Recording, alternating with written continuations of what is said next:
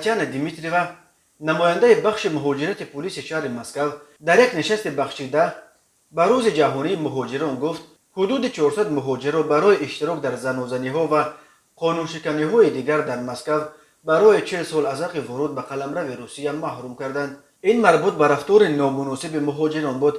زنوزنی‌ها و دیگر چاره‌بینی‌های غیر قانونی تنها در مسکو نسبت به تقریباً 400 نفر برای اشتراک در چنین چاره‌بینی‌ها چاره‌های مأموری اندیشیده شدند.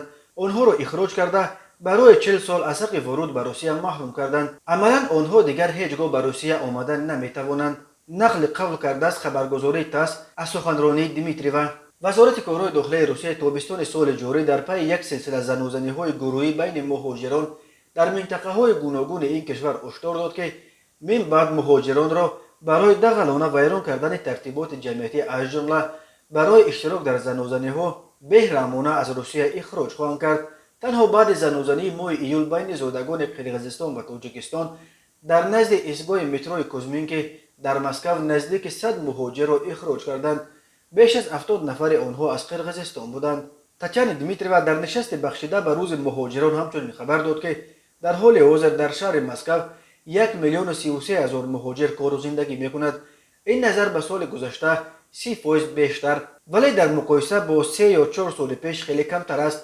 خانم دیمیتریوا افزود که 82% مهاجران برای مردکاری به مسکو میآیند. به گفته او نیروی کاری به پایتخت روسیه اساساً از ازبکستان، تاجیکستان و قرقیزستان میآیند.